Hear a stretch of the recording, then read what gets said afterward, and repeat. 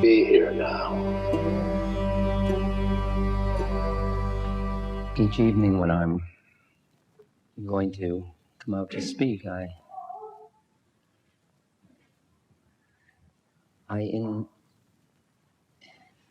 invariably think of the line from the Tao Te Ching that says, "He who speaks does not know, and he who knows does not speak." And I see the absolutely bizarre humor of my predicament. And I realize that I have to be both of those. I have to be that part in me that is not speaking, but knows, and the part of me that's speaking that doesn't really know. And hopefully they're connected. And if you are open to the possibility, let the words merely quiet your minds, and let's meet on the other level, where we meet in the silence between the words.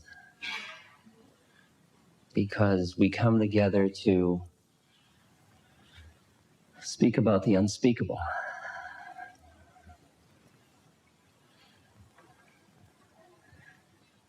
Because the rational, analytic mind, the intellect, only knows objects. It only knows what it can think about. And what we come together to talk about are really matters of the heart that are known subjectively, not objectively. And they are always hidden from the eyes of the thinking mind.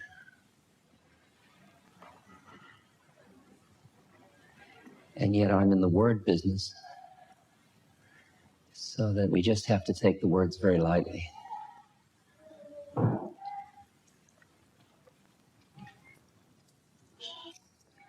a very great mystic poet, Jalaluddin Rumi.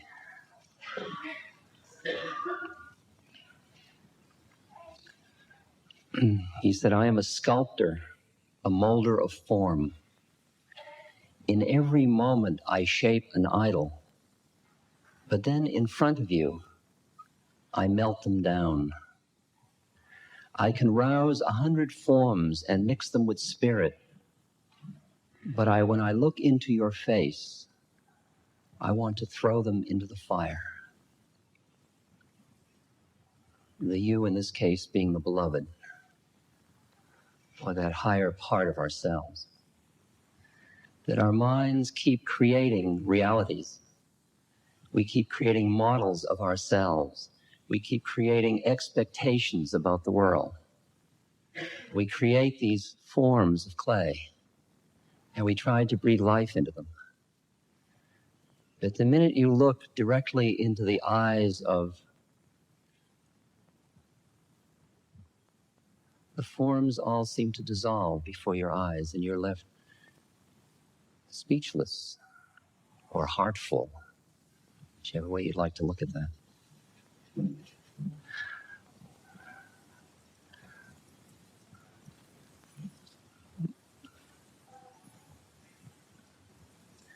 Now, I, like most of you,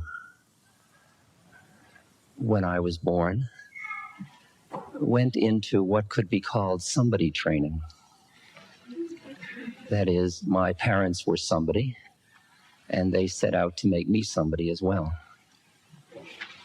And it's called the development of ego structure.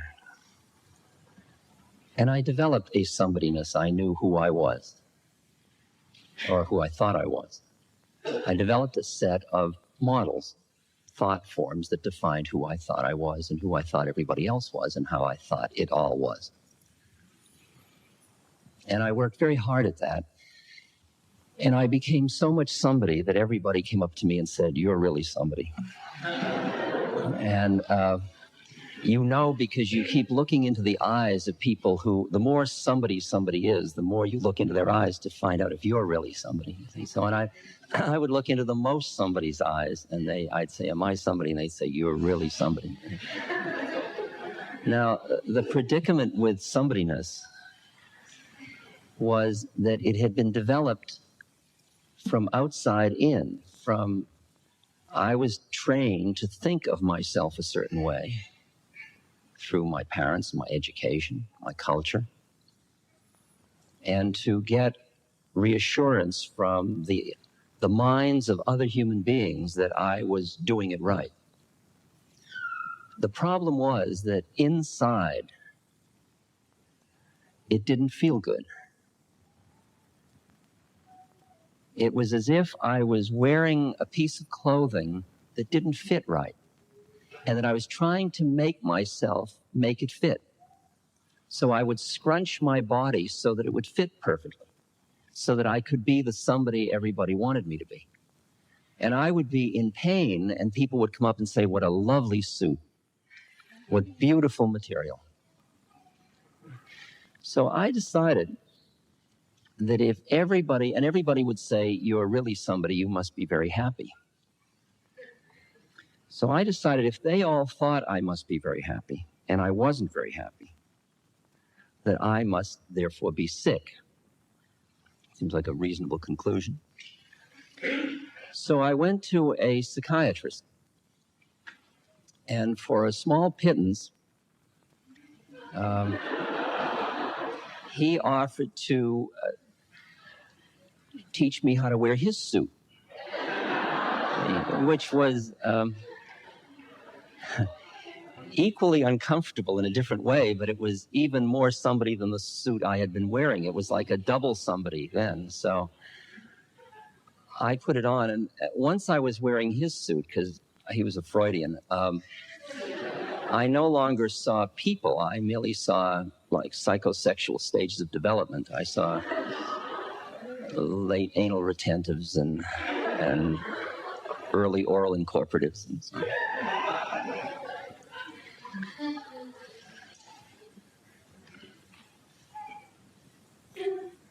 And I think at that point I would have settled for that kind of discomfort, assuming that everybody else was as uncomfortable as I was, or else that I was so pathological, so neurotic, that there wasn't any chance that I was going to be happy, and I might as well just live it out as best I could and reap all the rewards that society showered on me for being somebody.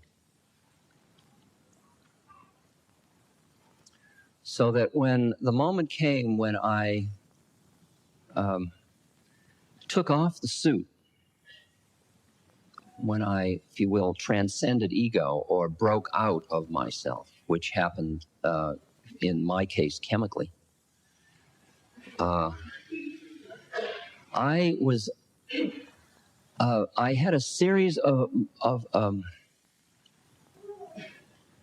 awakenings at that moment. One was that all the clues I had had in myself that I was sick, those weren't correct. I hadn't interpreted those correctly. They were merely telling me that I was not being true to my deepest self. And when I broke out, I suddenly felt at home, comfortable. I felt peaceful. I felt compassionate. I felt connected to the world around me. These were feelings that I had never expected that I would feel in this life, because I always felt alienated, self-conscious, and slightly separate. Because as long as you're in your thinking mind exclusively, since your mind takes an object, you're always one thought away from where life is. You're always thinking about it. So you're always just one thought away. It's the sense of alienation that comes from thinking about life rather than being life.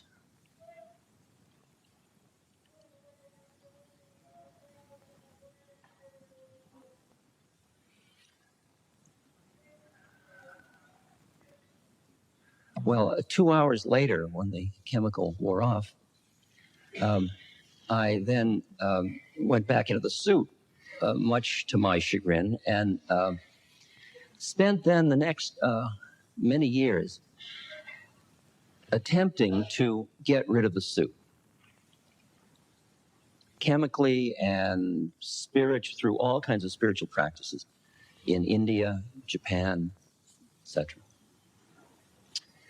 And there were moments when I would be in a temple in India where I had been doing long fasts, where I had been doing meditative practices, where I had been doing a lot of chanting. I would find myself in these altered states of consciousness that William James talked about that are available to everybody, although, as he pointed out, most people never meet them. But then he said, apply the requisite stimulus, and there they are in their completeness. And I found that through these various techniques, I could come into these altered states of consciousness. And I would look out at the world, and I would see we are all sisters and brothers, or even if I went a little further into another altered state, I'd see there's only one of us. There's only one awareness that keeps manifesting in all these different forms. And I would get so clear and so peaceful and so loving and so present. I felt like a combination of the pure mind of the Buddha and the heart of the Christ. I was really out there, and my eyes, light was pouring out of my eyes, and I was full of what's called Shakti, and I was just zzz. And I then come back to the United States, and I would go to visit my family, and my father would say just some simple thing like, do you have a job? And I would come crashing down, and I would say, going home brings me down. That was the expression that was used in those days, brings me down. And I began to have a whole list of things that brought me down. Cities brought me down, earning a living brought me down, politics brought me down. And I suddenly became aware that I was wearing another kind of a suit. It was, I'm wonderfully high, don't get near me. You know, it was that kind of thing of, I'm very spiritual, just stay away. You know? Because I've got to keep my high, or keep my altered state, or keep that spiritual connection. Something felt wrong about it, but I couldn't quite figure out what that was.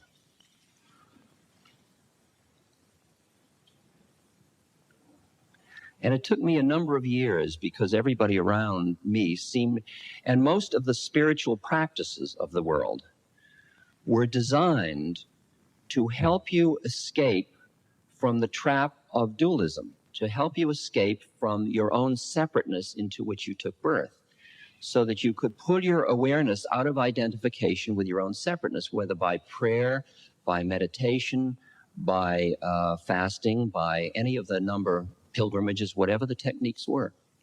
They were designed to help extricate you from identification exclusively with your separateness. And what I saw was that my body was, if I look at this foot, for example, this is a 56-year-old decaying foot.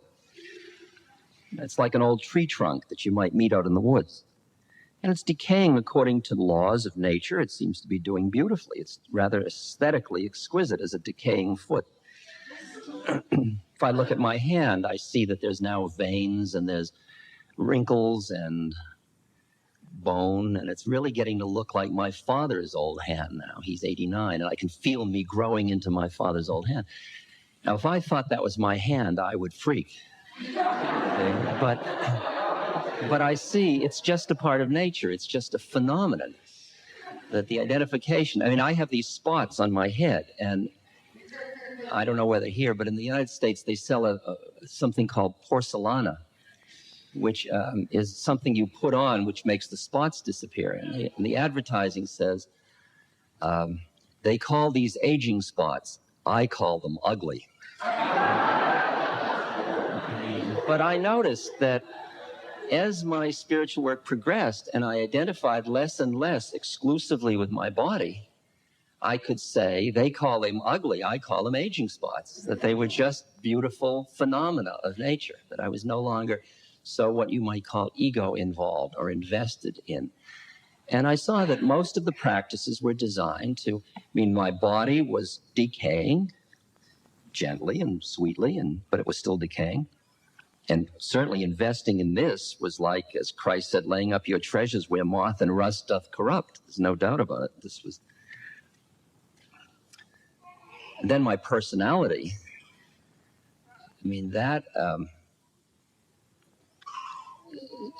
I had basically quite a neurotic personality.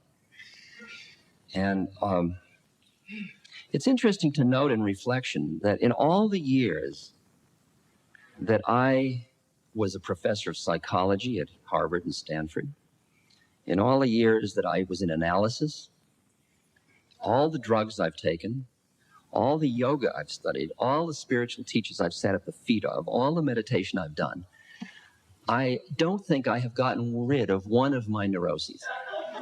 Not one.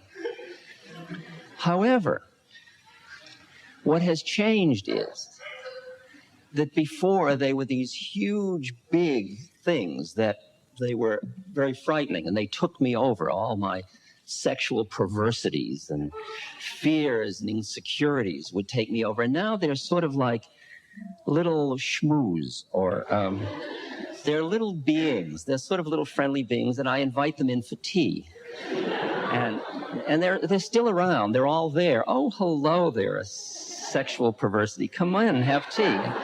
Instead of getting so caught in them, instead of taking myself so seriously, instead of taking my personality so seriously. And I don't shove it under the rug. I acknowledge it. It just doesn't have the power over me that it had, because there is another part of my identity that has been cultivated in this course of time.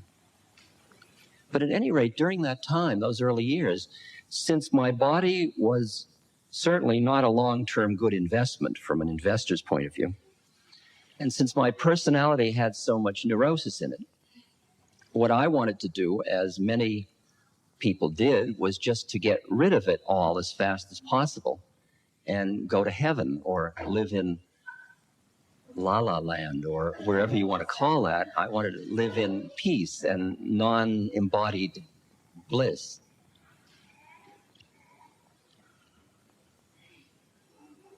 And I wanted to push these away. And so for a long time, I tried the path of renunciation, which is if you sort of deny it all long enough, it'll go away. Now, that is a path for some people, because out of sight, out of mind. For me, it just led me to what is known as the horny celibate syndrome, I think. Sort of the... I was busy. It's like somebody that has given up cigarettes.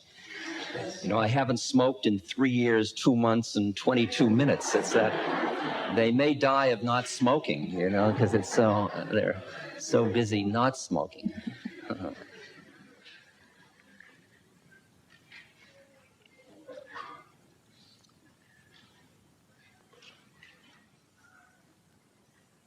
Finally, I realized that I had been going in the partly the wrong direction. True, our initial job of incarnates is to awaken out of the illusion that we are an identity with the incarnation. It's true. And to, if you will, awaken out of that. But that turns out to be only half the journey. And the other half, I've talked some about this last year when I was here in Bristol. A lot of this is review. I just wanted to bring all of us together for those of you that are new for the first time. I was helped a lot by a friend of mine by the name of Emanuel. Emanuel is a disembodied being who speaks through a woman named Pat Rodegast. Now, in America, I don't know whether here, but in America, I guess you've had it for many years, but disembodied beings are in vogue in America. They either have descended on America, or America is more hysterically receptive to them, or you're much more sophisticated about all these things. I do know that. So, but I'm embarrassed, but it's all new to us. And whatever it is, everybody has one these days. And and what I have to caution, I don't have to caution you, but I do have to caution audiences in the United States that all disembodied beings aren't wise. That there are a lot of beings who were really doing very poorly on this plane, and then they die, and then they decide to send messages back. And they have no more wisdom because they don't have a body than they had when they had a body. And so they tell you to buy canned tuna and move to the islands or something, and you must take it very lightly and trust your intuitive heart. You just can't believe every disembodied being and hand them your but this one, Emanuel, I like because he agrees with me.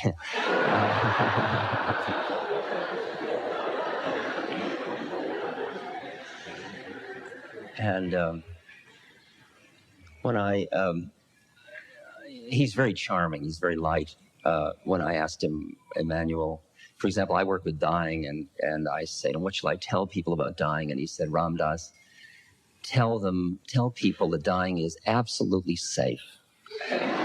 Which is just a wonderful one-liner, I think. He said it's like taking off a tight shoe. So who would not trust somebody with a lightness like that? So I asked Emanuel, what am I doing here on earth? Who made this error? And why am I here? And he said, Ram Dass, he said, you're in school, why don't you try taking the curriculum?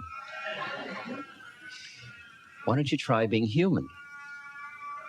You see, I never thought of that, you understand, because I was busy trying to be divine. And I thought that if somehow I did it all perfectly enough, I fasted long enough, I prayed hard enough, that sort of era of my humanity would disappear and I would be divine.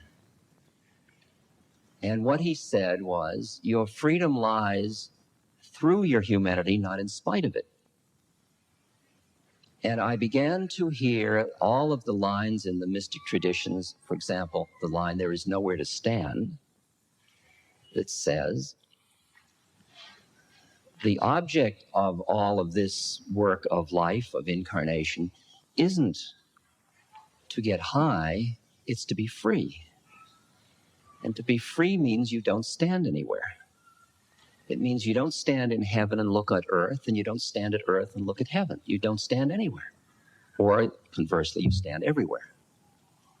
And your awareness is extricated from any time, space, locus, whether it's on the physical or astral or causal plane or whatever plane. Once I understood that my journey was not to just push away my body and my personality and even my astral identity, my Aries-ness, or my mythic or archetypal identities. Those are all part of my individual differences. Because all the body, the personality, the astrology, these are all the archetypal things of Jung, for example. These are all matrices of individual differences by which we can differentiate one of us from another. And we get so fascinated with individual differences, we don't focus on the ground because we are so fascinated with the figure. The ground is the way we are not different, the way in which we are all the same. If, for example, if I look at you, this is the last of the review from last year. If I look at you, we look at one level, you see, if you look at me, you see a body, 56-year-old attractive gentleman. If you shift to my personality, you see a pleasant-looking chap, a mild manic depressive. If you look another level, you see an Aries. If you look another level and we look into one another's eyes, it's very much like those beings, the people who went to the moon, and they wore those space suits. And they had little windows in them. It's like you come up and you look in the window and you say, are you in there? I'm in here. How did you get into that one? See, when you look at another person through their eyes, that's why the eyes are called the windows of the soul. You see through the veil of all the individual differences, and you see another entity in there just like you, just looking back at you. And you see the entity is packaged differently, and because it's packaged differently, it's living in an entirely different universe than you are. Or in a relatively different universe than you are. Now, if you go one step further in your altered state of consciousness, you look, and there's only one of it looking at itself, looking at itself. There's only one awareness that is playing by being in these many forms, and you're only appearing to be an audience, and I'm only appearing to be a speaker, and we're talking to itself. And to keep the Buddhists happy, if you change once more, it all disappears. Which is the same, only the other side.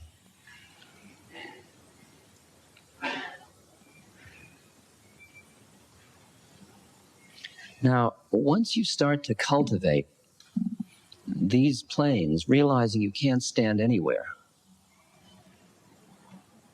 Once I had found my way out, then I had to find my way back in. And I had to say, how will I live my life in such a way to integrate all these planes of reality? How do you live your life? For example, you look out at the world and you say, we're all one at one plane of consciousness. Now, you're not just intellectually saying it. If you've really altered your consciousness, you experience the oneness of all things. But then you come back into your separateness and you say, but it's my television set. Or you say, as Sufi in Islam, trust in Allah, but tie your camel.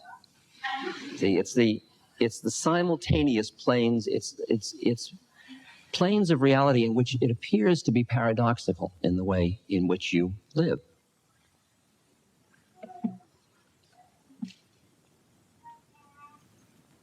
So part of what I then saw my work to be was to keep working to deepen my connection to the one, to emptiness, to the formless, to the unitive states, to the non-dualistic component, and also function within the world, but as Christ said, be in the world, but not of the world. So you're simultaneously doing them all at once.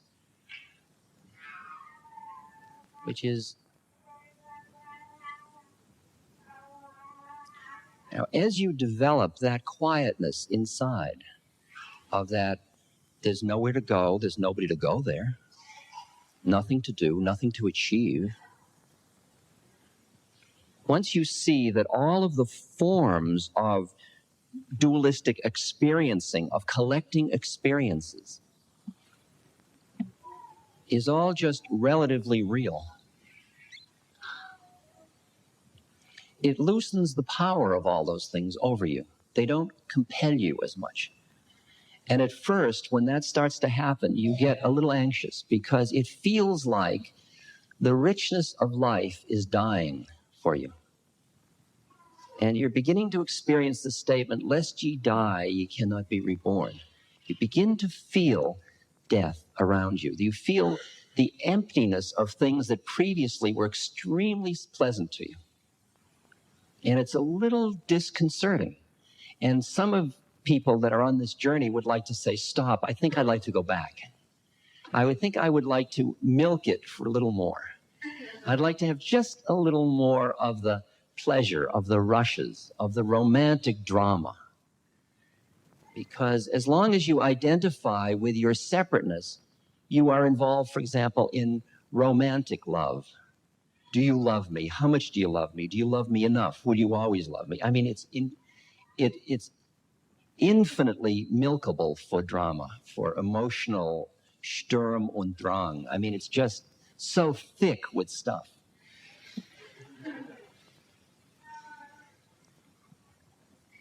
But once it starts to die, because you come into a space behind it, it's what St. John talks about in the Dark Night of the Soul, when you have died to the world and you have not yet been fully born into divinity.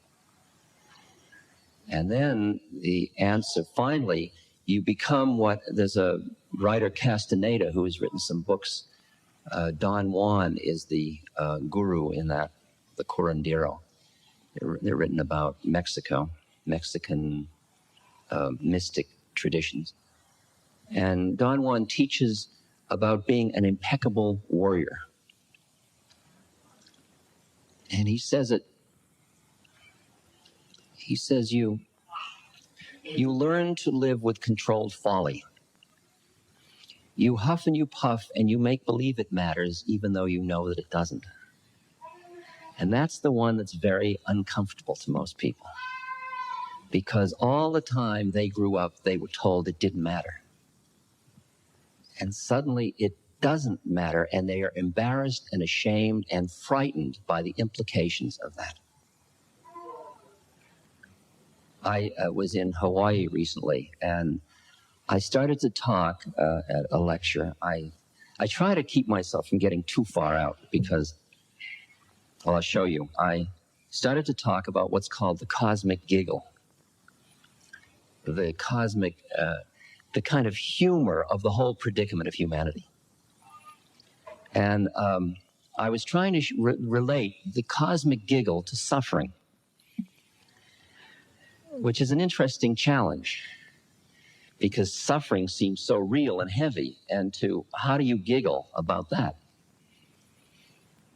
And the next day, the headline in the newspaper over the article about me said, "Ex-drug guru says life a cosmic giggle."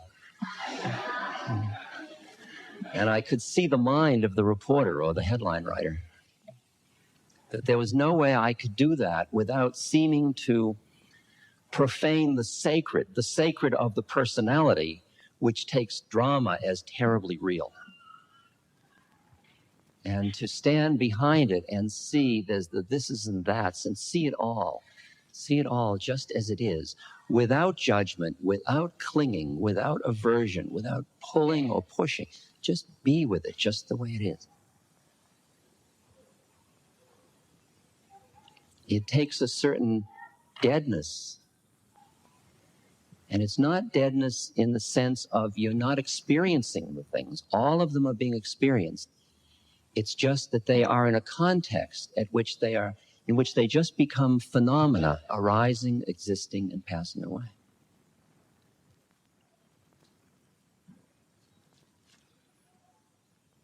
And what I saw was my work at that point was to learn how to live my life impeccably, honor my incarnation perfectly, so that I could be free through form, not in spite of form. Most of us think we're only free when we break out of forms. But as long as you're in an incarnation, there is no way out of form. You are in form. So the question is, can you be free in form? For a lot of us, we thought freedom was being able to not work, for example. Freedom had to do with external freedom. It had to do with political systems. It had to do with economics. It had to do with how you spent your time. But if you are around affluent people at all, you begin to see that that kind of freedom is not free. That those people are as trapped in their minds as people who have very considerable economic hardships. And that when we're talking about real freedom, we're talking about the freedom of awareness from identification with thought. That's the deepest kind of freedom the Buddha talks about.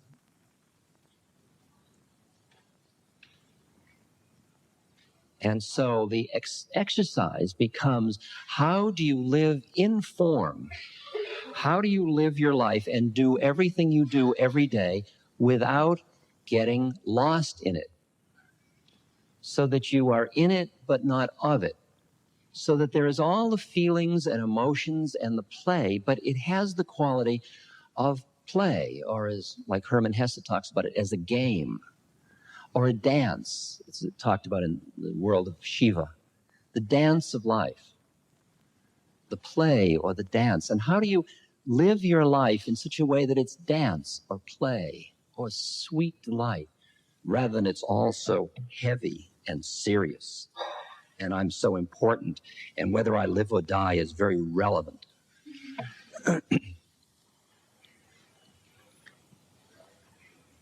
So at first, you take on little things that you can sort of keep your consciousness in. For example, I go into meditation for periods of time, and I get very quiet inside, and then I come out into the world, and something comes along, and it doesn't grab me. It comes at me, and I see it. Like people's projections are interesting. When your mind is quiet, you see the way other minds project. Like when I lecture, which I do quite frequently, often I usually stand out front and say hello to people and welcome people. And since I'm like, from my point of view, I'm like a renter Ramdas. I don't have a great sense of being somebody important. I'm a form. I'm just here. So I can feel people's projections, and I become very almost chameleon-like, and I become what they project, what they expect, since it doesn't matter to me. So somebody comes up and says, Ramdas, and I say, yes. It's like you can feel, you respond, you just become it, because it doesn't matter. You're sitting behind it. You're right here. And often you look into somebody's eyes, and even as we are going through these little projective dances, we are recognizing one another behind the dance. And it's so sweet when that happens. It is so incredibly sweet to go into the bank teller to cash a check. And who do you see? It's interesting. If you see a bank teller, if you're a check casher, you see a bank teller.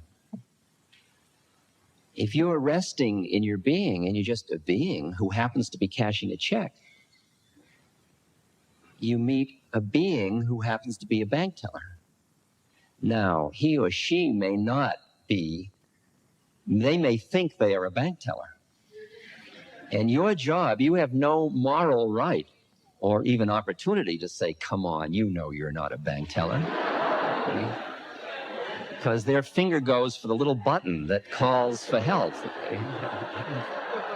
Walk in, you say, oh, Divine Mother, so your button. You're about to be erased. Error in the system. I have learned well not to do that.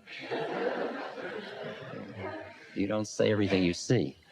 But your mind and your awareness becomes an environment where if somebody else would like to come up for air, there's nothing in you that will keep them stuck. That's the secret of it.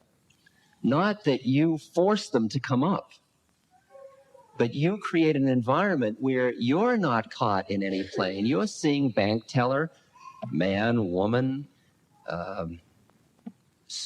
helper, server of humanity, fellow soul who took birth and happens to be a bank teller. You see God in drag, God at play. You see it's all empty. It's all true. It's all relatively real. All of it is relatively real. And you're sitting with all of it simultaneously. And you're just cashing the check. And then they are who they need to be. And it's quite extraordinary that as you get less and less caught in your roles that you are fulfilling, many of them every day, you learn how to play them impeccably and yet always remain quiet inside, quite equanimous and quite present and quite clear. And you are amazed at how many people are right there waiting for you to be there for them that way. And how surprising it is what packages they come in. Because often you would expect that in that package you will not find a conscious being. You'll find somebody who's very asleep into their role. And it's quite a surprise to find them right there. Like your child, for example. Because people, when they have children, get busy being parents. And they really take their be itself as parents seriously. And for you to see behind that veil and see that your child is just another being, just like you, just happens to be a little one. And that you have on this plane a function. You have a biological function, a social function, but don't get lost in it. Stay in the consciousness right behind it also, but fulfill it. That doesn't mean you say, oh, come on, you're not my kid. Because as you allow more and more planes of reality, it's like baklava. It's just so many planes, so many levels of stuff. It's so thick. It's so rich. The moment itself is enough.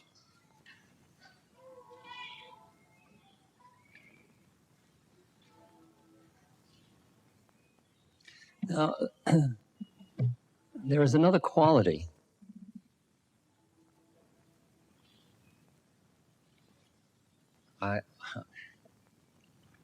I've spent 25 years, as I said, trying very hard to be divine and to be spiritual and to grow. About a year ago, I met an old colleague of mine from Harvard. And after about 15 minutes, he said, "You know, Dick, you haven't changed a bit."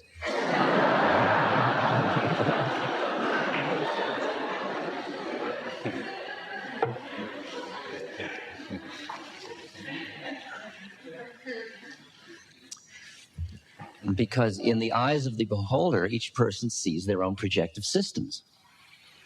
There is a statement also in the Tao that says, truth waits for eyes unclouded by longing.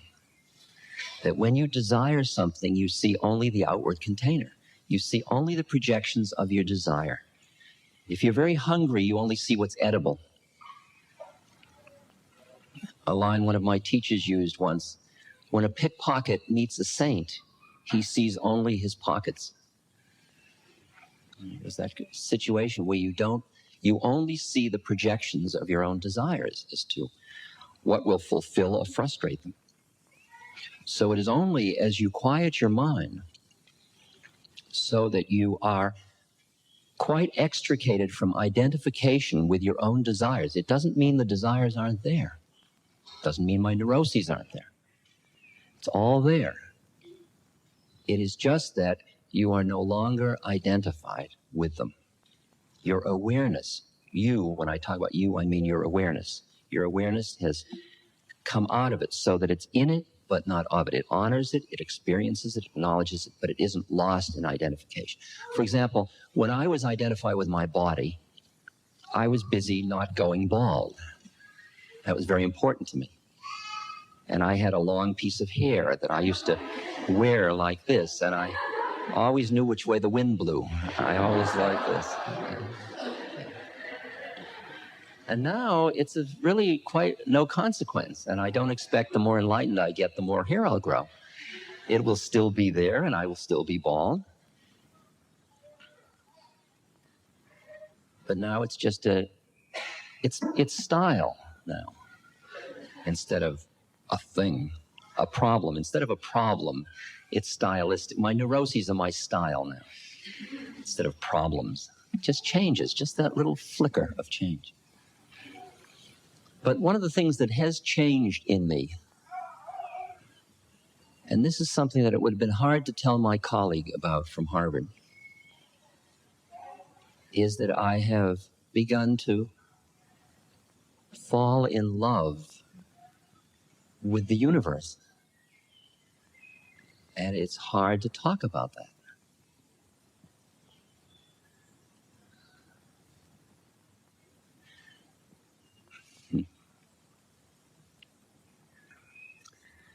Let me read to you two poems. This first one is by a Buddhist monk named Thich Nhat Hanh. Very beautiful monk. I won't read the whole thing. I am a frog swimming happily in the clear water of a pond. I am also the grass snake who, approaching in silence, feeds itself on the frog. I am the child in Uganda, all skin and bones, my legs as thin as bamboo sticks. I am also the merchant of arms, selling deadly weapons to Uganda. I am the 12-year-old girl, refugee on a small boat, who throws herself into the ocean after being raped by a sea pirate. I am also the pirate, my heart not yet capable of seeing and loving. My joy is like spring, so warm it makes flowers bloom in all walks of life. My pain is like a river of tears, so full it fills up all the four oceans. Please call me by my correct names so that I can hear at the same time all my cries and my laughs, so that I could see that my joy and pain are but one. Please call me by my correct names so that I could become awake, so the door of my heart be left open, the door of compassion.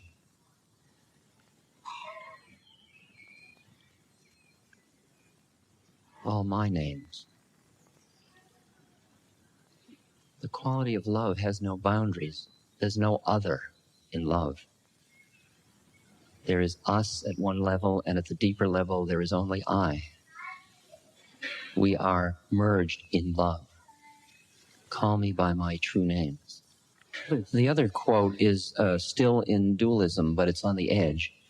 It's a quote from the poet Kabir. Since the day when I met with my Lord, there has been no end to the sport of our love. I see with eyes open and smile, and behold his beauty everywhere. I utter his name, and whatever I see, it reminds me of him. Whatever I do, it becomes his worship. Wherever I go, I move round him. All I achieve is his service. When I lie down, I lie prostrate at his feet. Whether I rise or sit down, I can never forget him, for the rhythm of his music beats in my ears. Now,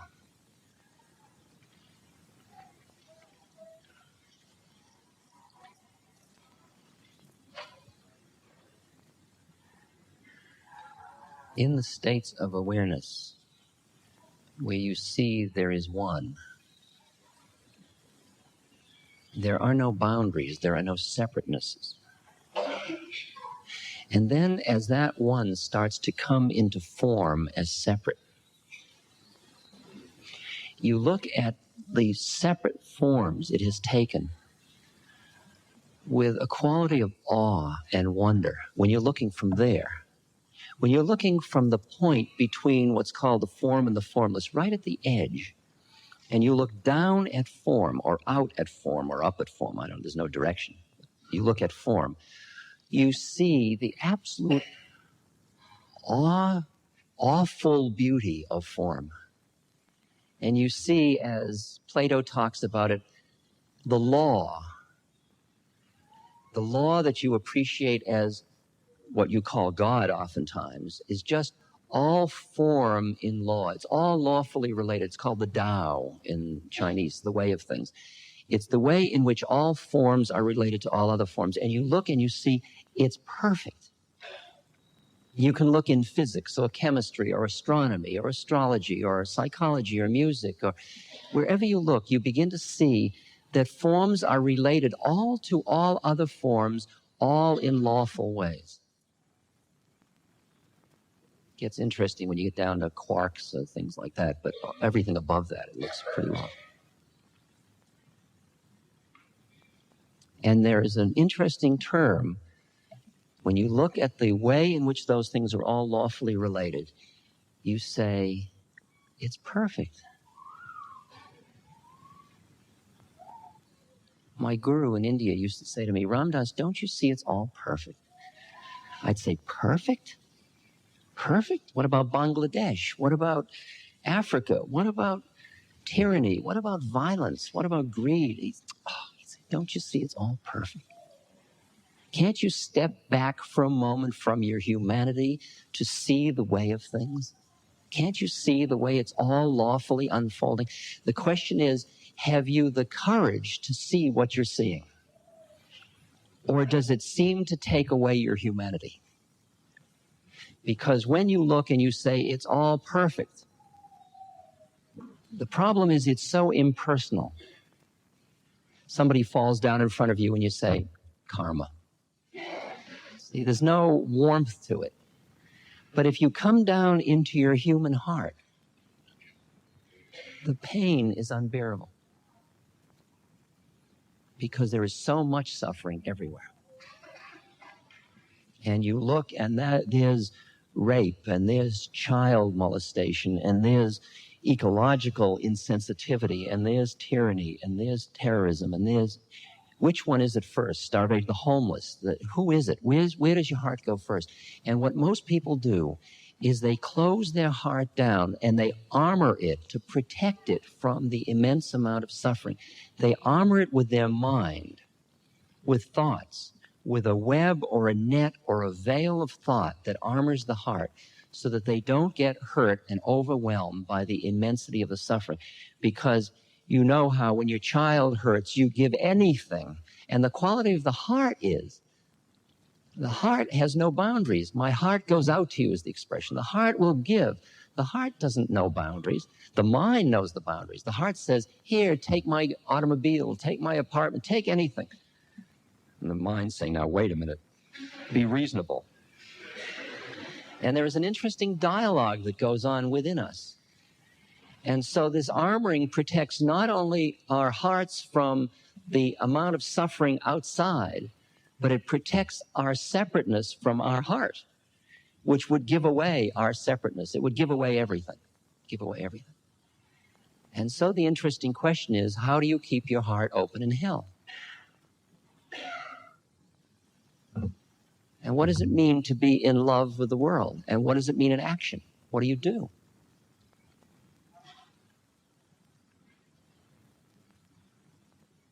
The answer lies again in the statement, at least the answer that I have found thus far, that there's nowhere to stand. That if you stand only in your humanity, it's unbearable.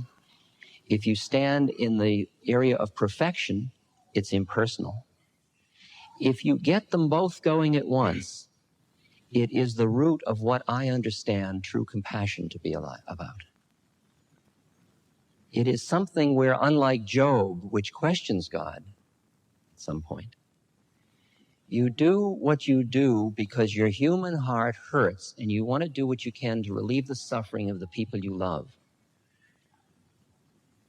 And at the same moment, there's not a flicker in you as to it is all as it must be. That's what's called faith, I guess, from one level, until it is what you are. I mean, I don't have to have faith that I can make a fist. I do, but I'm just making the fist. But the level that that becomes real in the sense of you have grokked it, or you become it, or you're one with it, that sense of oneness and perfection of form, at that point, there is no flicker. There's no flicker. I work with AIDS patients now. I do a lot of work with AIDS patients. And a fellow calls me, and he just found he has AIDS, and he was a law student, and all of his plans have now gone awry, and his whole life has changed, and he's frightened, and my heart, my human heart, cries with him. And so he hears there's a fellow human heart that's empathizing with him. At the same moment, there's another part of me that's just looking at the universe as it is and saying, yes, and this too, and this too. He has a new curriculum now. This is heavy work for his soul. He's going to do new work in terms of awakening. Because when you look at individuals from the level of soul or awareness or spiritual entityness, you see the entire earth plane and all the personality and all the physical things and the death and sickness and illness and all of it. You see it all as the curriculum of the soul. When you look at it from the personality point of view, it's horrible. And it seems so unfair, and suffering seems so cruel. And for you to hear the term, suffering is grace, not that you would ask for it,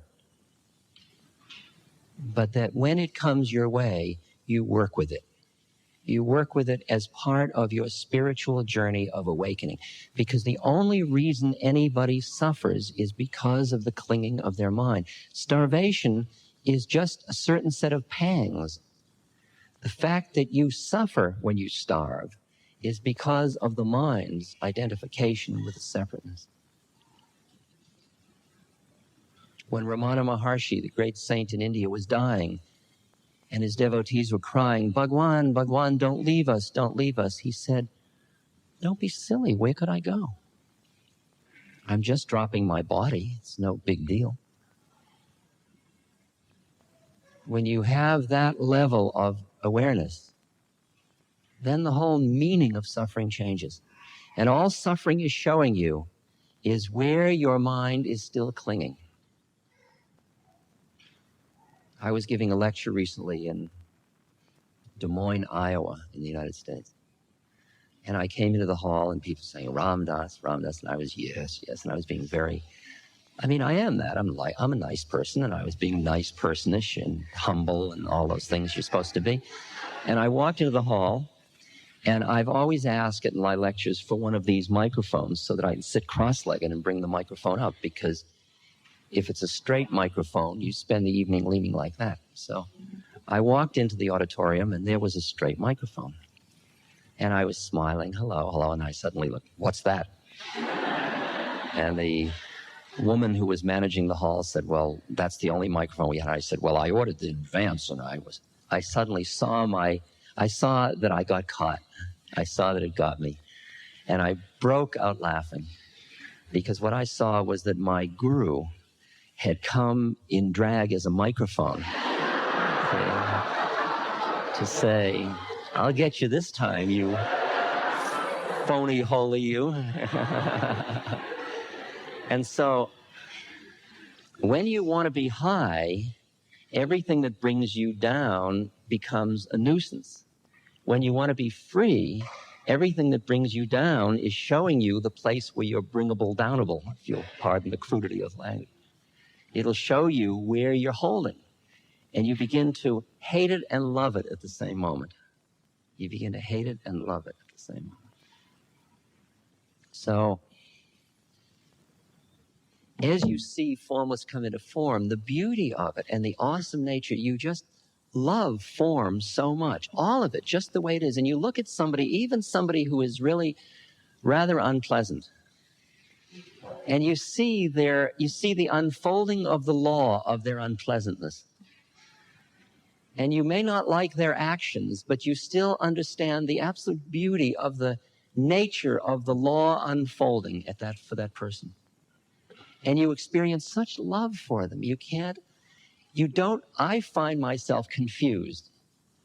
And the reason I'm confused often is because when I grew up in the presence of what you might call conditional love. That is, there were people around me who wanted things. I mean, if it was only that my parents wanted me to be a good son or a good boy, whatever it was, somebody wanted something. And the minute somebody wants something, they are, in the subtlest way, a conditional lover. Because they close down a little bit when you are not being what it is they want or what they need. And you get a feeling of that. It gets a little cold when you're a certain way, and it's a little warmer in the environment when you're another way. And so you learn how to be a certain way. It's the way we get trained emotionally.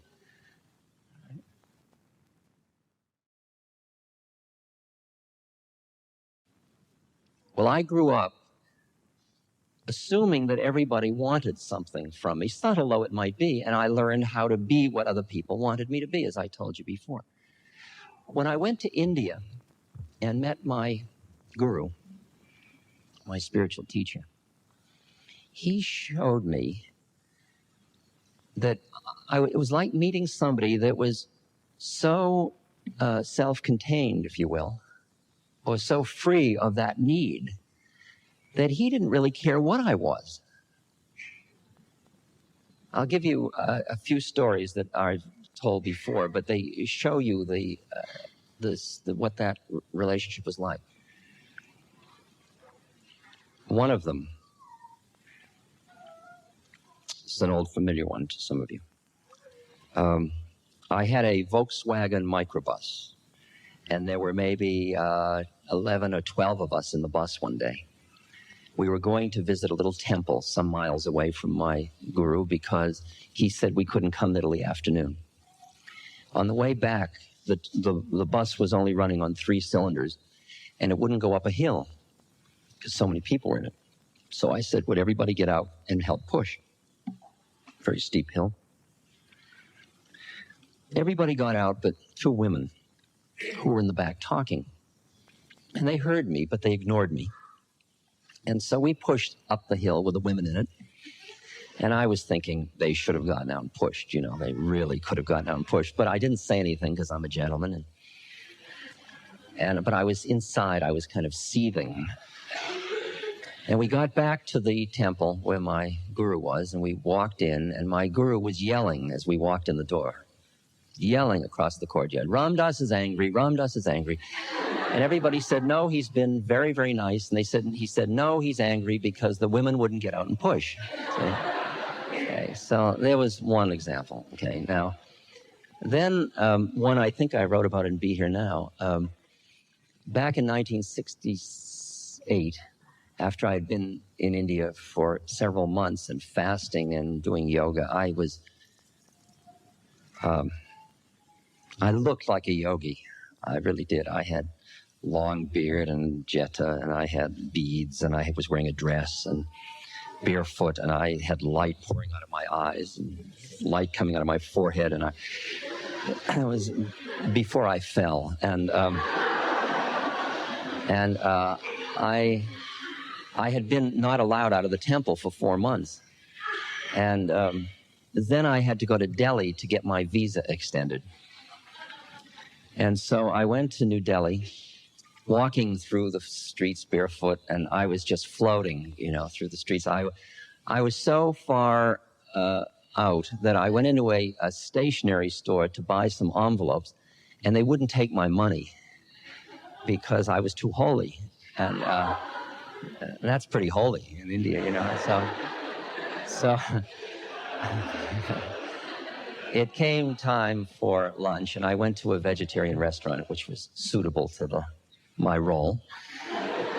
And I sat in a booth, so the wall was here, and people were here. And because I had so much light, and I was so extraordinary looking in my whole being, I was a Westerner to boot, and people were watching me very intently. And so I ordered an appropriate thali of, you know, suitable foods for a yogi. And you eat in a certain way when you're a yogi. You eat sort of as if you don't want it, but you'll force yourself to do it.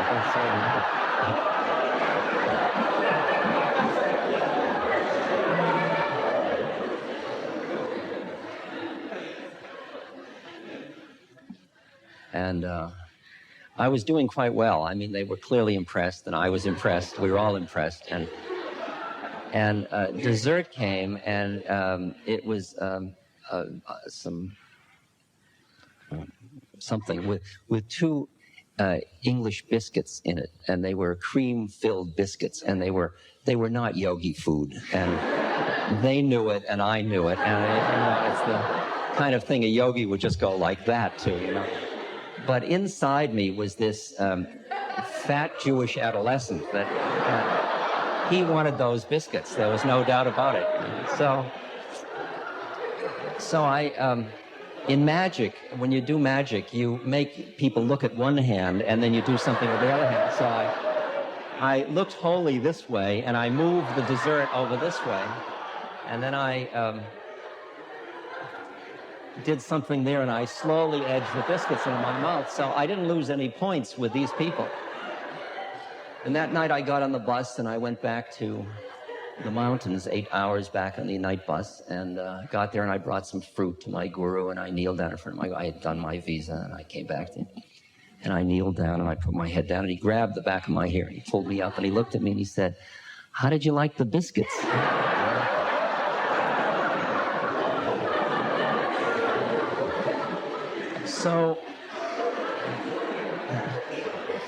So one day I was sitting up in front of him, and it started to dawn on me that he really did know what was in my mind. You know, I was a little slow in learning this because he had been doing this. And then he was sitting there talking to other people right in front of me. He was right on his table right here.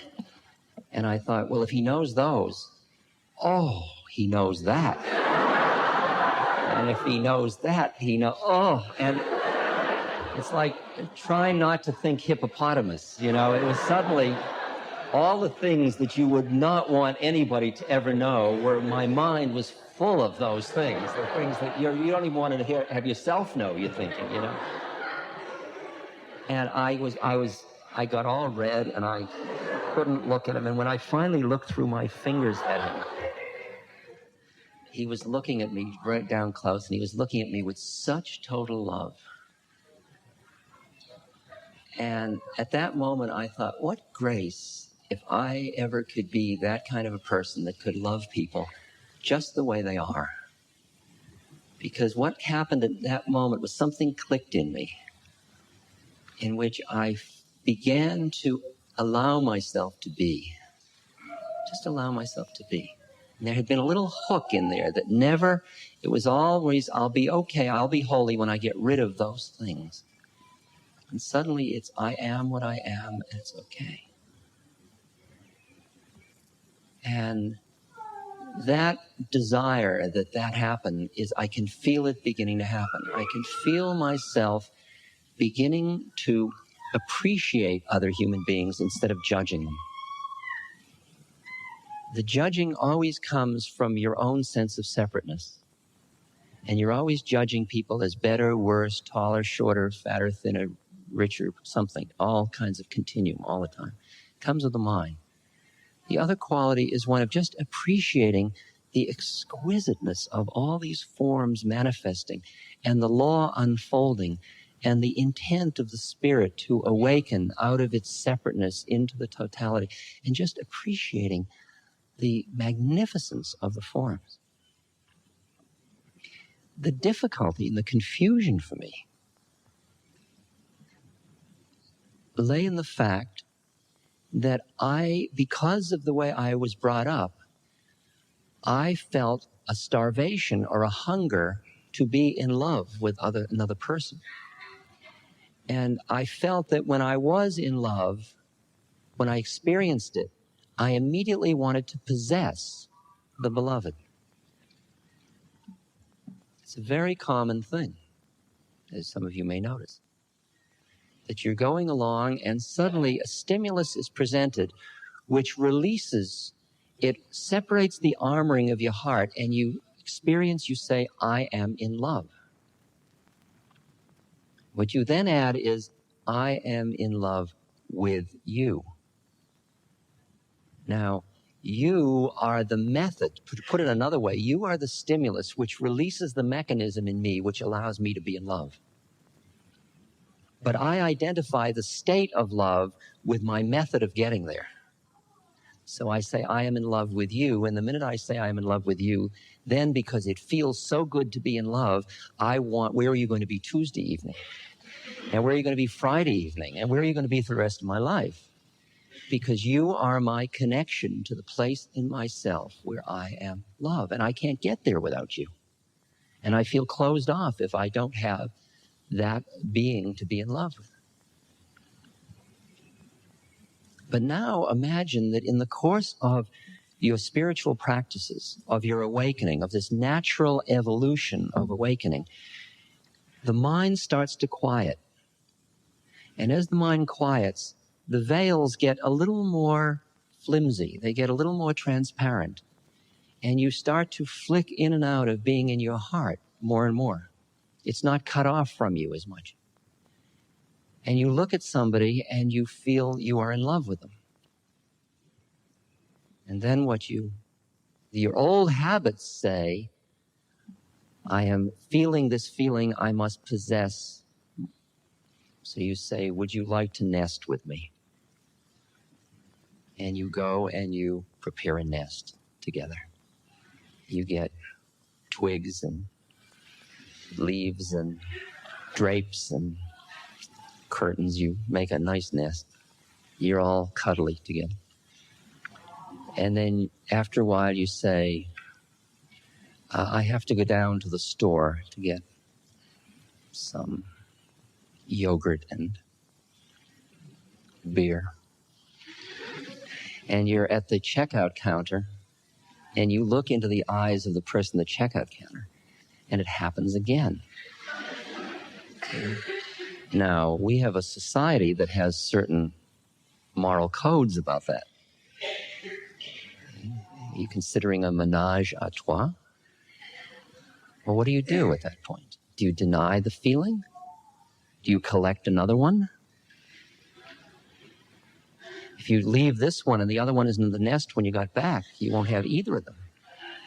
And what are you going to do from then on? Are you never going to look at another person? What happens if it happens again? You're going to start a community? Okay. What required, and I realized because I started to do this, and then I saw what has to happen is I have to get rid of these old habits of collecting the beloved. I have to be able to appreciate the beloved without collecting it, because I realize I'm not going to run out of lovers. I'm not talking about lovers in the physical sense. I'm talking about lovers in the sharing the same space with another being, which is actually beyond the physical place. And it's very strange to me still to walk down the street and look at somebody and our eyes meet, and at that moment the flickering occurs, just almost like that. They go from, what do you want? And then when you don't want anything, some of them flick again, and suddenly there you are. Just took a moment and you're there in love together. And what are you going to do about it? Should we have coffee? Let me have your number in case I run out later. Well, finally you just let go and you just allow yourself to see the beloved more and more in everyone you look at.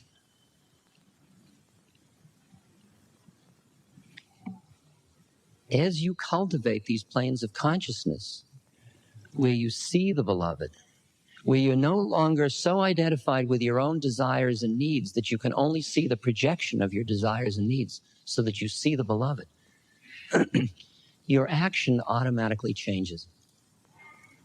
Because how do you act towards somebody you love? You act in a way that you don't want them to suffer. And in fact, taking away their suffering becomes joyful work for you.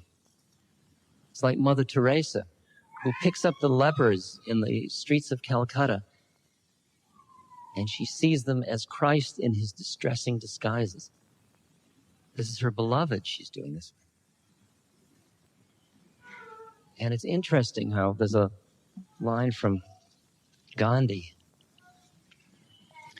He said, God demands nothing less than complete self-surrender as the price for the only real freedom that is worth having. When a person thus loses him or herself, he or she immediately finds himself in the service of all that lives. It becomes his delight and recreation. He or she is a new person, never weary of spending himself in the service of God's creation. It's interesting that at that point, the work you do to relieve suffering in the world becomes a form of making love, or a form of being in love with another being.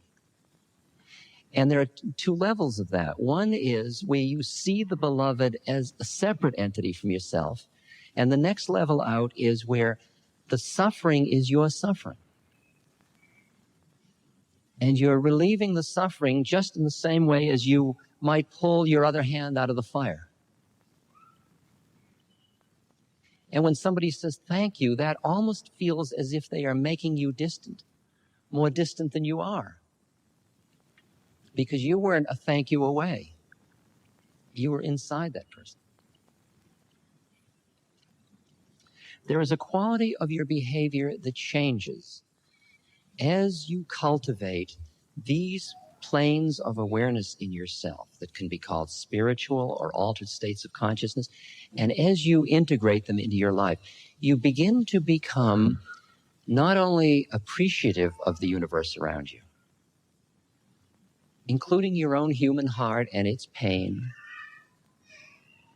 And you live with the paradox of suffering is grace, and at the same moment, from a human point of view, suffering hurts, and I'll do what I can to relieve it. You learn. At the same moment, you begin to become responsive rather than reactive. That is, when you're lost in your mind, somebody does something and there's a habit that reacts. The minute there is awareness or equanimity, a stimulus comes at you and it goes into the totality, into emptiness. And out of the gestalt or the total situation, an appropriate response occurs.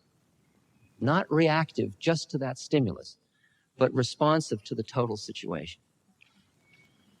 Let me read you one story, and I'm getting near a break, so those of you that have had more than enough, you can. This is a story told, this is in my most recent book, How Can I Help, that I did with Paul Gorman. It's an extraordinarily good book.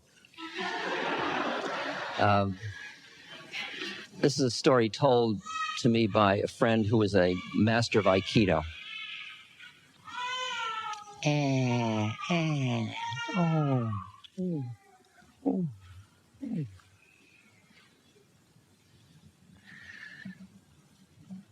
The train clanked and rattled through the suburbs of Tokyo on a drowsy spring afternoon.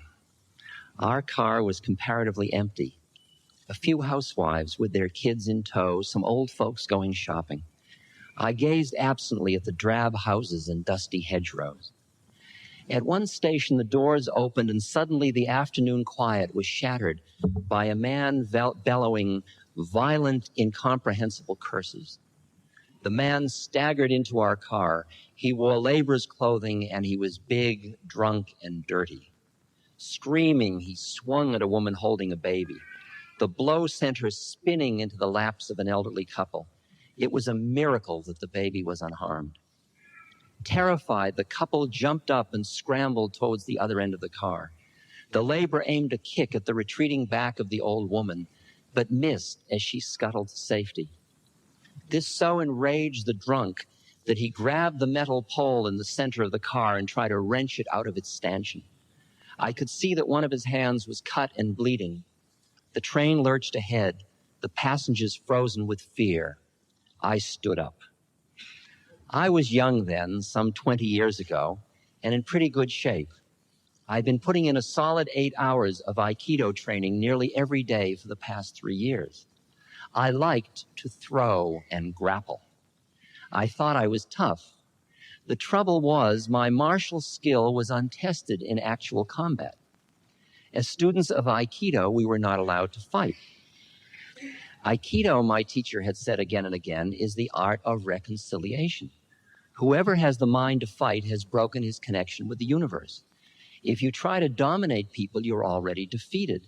We study how to resolve conflict, not how to start it. I listened to his words. I tried hard. I even went so far as to cross the street to avoid the pinball punks who lounged around the train stations. My forbearance exalted me. I felt both tough and holy. In my heart, however, I wanted an absolutely legitimate opportunity whereby I might save the innocent by destroying the guilty. This is it, I said to myself as I got to my feet. People are in danger. If I don't do something fast, somebody will probably get hurt. Seeing me stand up, the drunk recognized a chance to focus his rage. Aha, he roared. A foreigner, you need a lesson in Japanese manners. I held on lightly to the commuter strap overhead and gave him a slow look of disgust and dismissal. I planned to take this turkey apart, but he had to make the first move. I wanted him mad, so I pursed my lips and blew him an insolent kiss. All right, he hollered. You're going to get a lesson. He gathered himself for a rush at me. A fraction of a second before he could move, someone shouted, "Hey!" It was ear-splitting. I remember the strangely joyous, lilting quality of it, as though you and a friend had been searching diligently for something, and he had suddenly stumbled upon it. Hey! I wheeled to my left, the drunk spun to his right. We both stared down at a little old Japanese man. He must have been well into his 70s, this tiny gentleman sitting there immaculate in his kimono. He took no notice of me, but beamed delightedly at the laborer, as though he had a most important, most welcome secret to share. Come here, the old man said in easy vernacular. Come here and talk with me. The big man followed as if on a string. He planted his feet belligerently in front of the old gentleman and roared above the clacking wheels, "Why the hell should I talk to you?" The drunk now had his back to me. If his elbow moved so much as a millimeter, I'd drop him in his socks. The old man continued to beam at the laborer. "What you been drinking?" he asked, his eyes sparkling with interest. "I've been drinking sake," the laborer bellowed back, "and it's none of your business." Flecks of spittle spattered the old man. "Oh, that's wonderful," the old man said. "Absolutely wonderful. You see, I love sake too. Every night, me and my wife, she's 76, you know, we take a little bottle of sake and we go out in the garden and we sit on our bench and we watch to see how our persimmon tree is doing. My grandfather planted that persimmon tree and we've been very concerned about it after the ice storms we had last winter. But you know, it's done better than you could expect when you consider the poor nature of the soil.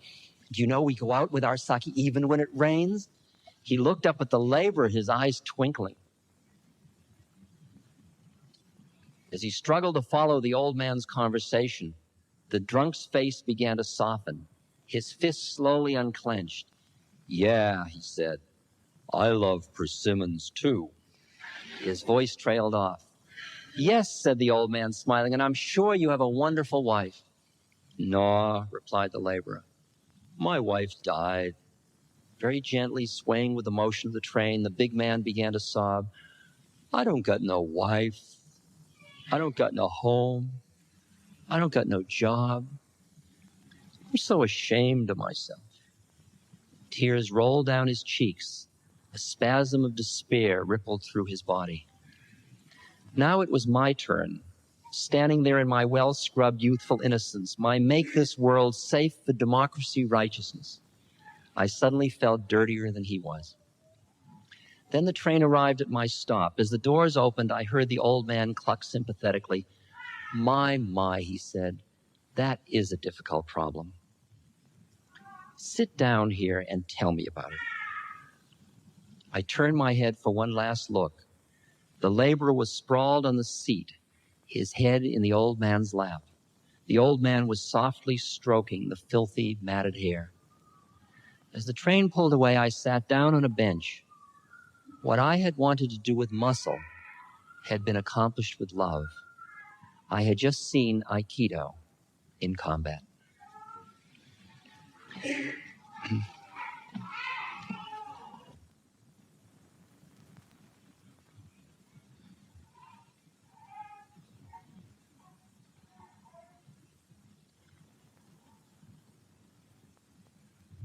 What is our journey on earth about?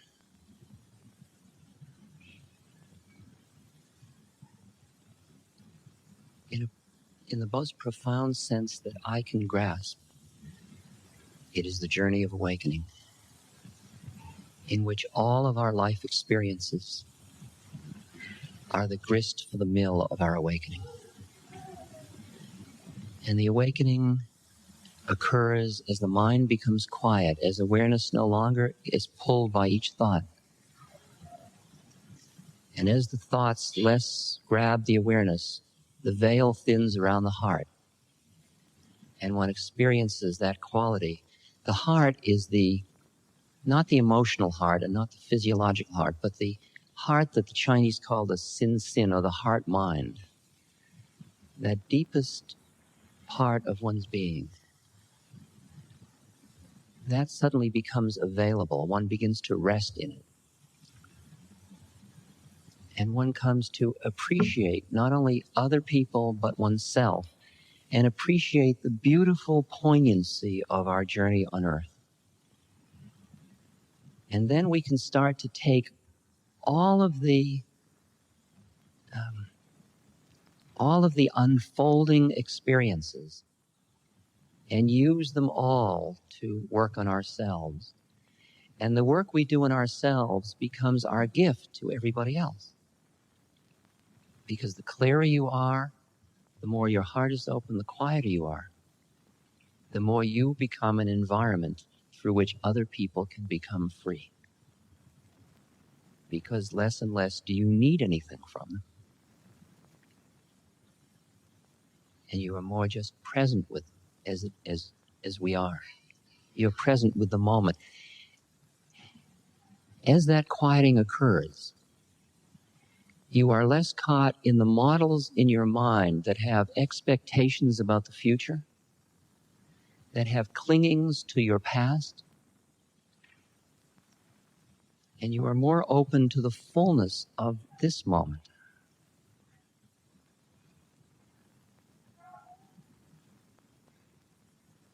This moment doesn't deny the past or the future.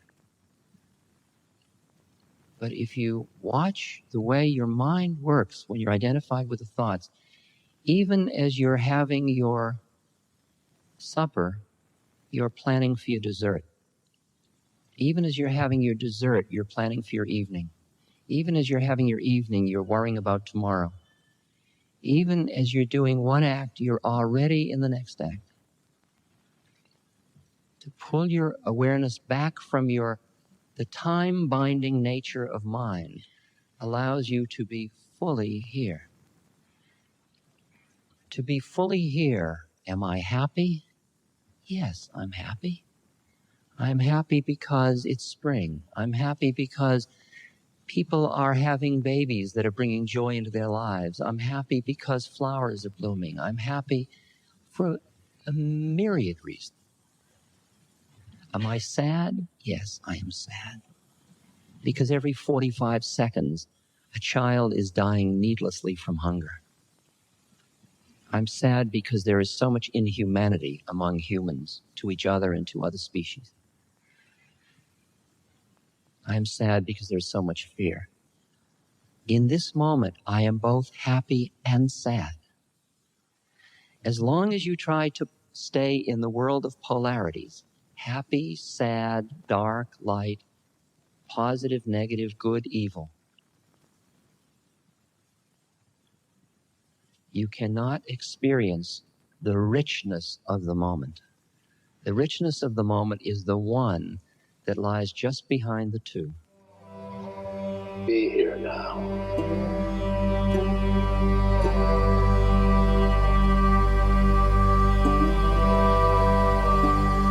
Just be here now.